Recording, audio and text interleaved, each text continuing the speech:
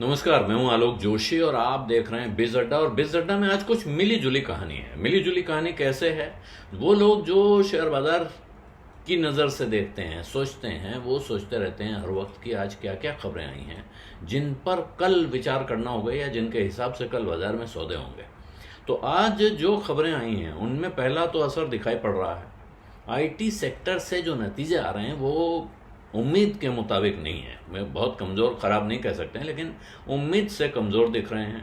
आगे की गाइडेंस अच्छी नहीं दिख रही है और ये वजह है कि बाज़ार आज पहले ही उसका झटका झेले हुए दिख रहा था। टीसीएस के नतीजे आ चुके थे जहां से परेशानी झलकने लगी थी, और उसके बाद इन्फोसिस के और एचसीएल टेक के नतीजे आए, वहां भी करीब करीब वैसी ही कहानी है। कोई आप देखें तो कहीं प्रॉफिट आफ्टर टैक्स बढ़ा हुआ है, लेकिन जो गाइडेंस जिसको कहते हैं कि साहब भविष्य कैसा है, उसको लेके चिंता दिखाई पड़ रही है। इस बीच बाजार के लिए अच्छी खुशखबरी कही है, इकोनॉमी के लिए खुशखबरी कही है। दो चीज़ें आ गई। एक, खुदरा महंगाई का आंकड़ा आया जो कम हुआ है 5.1%। वो करीब पिछले 2-3 महीनों में सबसे कम है। लेकिन और अच्छी खबर है, लेकिन उसकी वजह पहले से लोग अनुमान लगा रहे थे। महंगाई का थोक का आंकड़ा आया था, वहां से लग रहा था कि ऐसा ही होने वाला है। और दूसरी वजह मौसमी है। सब्जियों के दाम गिर गए हैं, इसलिए इसको इकोनॉमी के लिए बहुत अच्छा संकेत या कोई बड़ी खुशखबरी के तौर पर देखा नहीं जा रहा है। दूसरी चीज जो आई है, आईआईपी, उसमें ज़बरदस्त उछाल इंडेक्स ऑफ इंडस्ट्रियल प्रोडक्शन में 10% से ऊपर पहुंच गया है। वो ये अच्छी खबर है, लेकिन बाजार में लोगों का कहना है कि साहब ये तो अंदाजा था कि बड़ा अच्छा नंबर आने वाला है, और इसलिए इसको लेके भी कोई ख़ास उत्साह या बाजार में इससे कोई उछाल दिखेगा, ये कहना बड़ा मुश्किल है।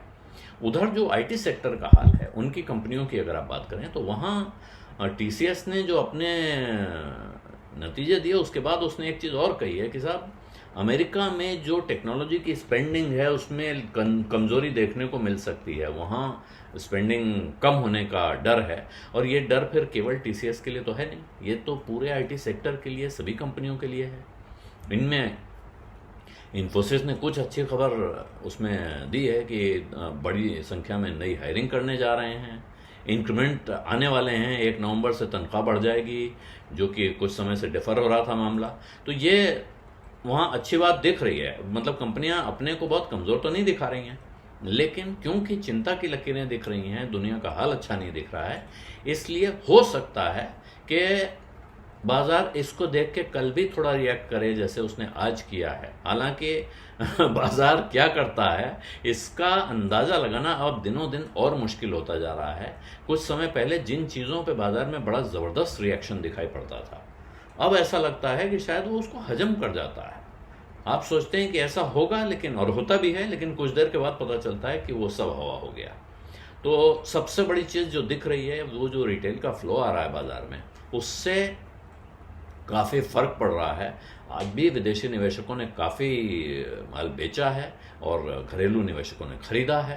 तो एक तरह का जो जिसको स्मार्ट मनी कहते थे, जिसको लेके लोग डरते थे कि साहब विदेशी निवेशक भाग जाएंगे तो क्या होगा, आज की तारीख में वो वाली चिंता कई महीनों से, पिछले काफ़ी समय से अब वो चिंता लगभग गायब होती दिख रही है, और भारत की अपने पैसे से भारत का बाजार चल रहा है। ये अपने आप में एक बड़ी खुशखबरी दिखाई पड़ रही है। बिज अड्डा में आज इतना ही। इजाज़त दीजिए। धन्यवाद। नमस्कार।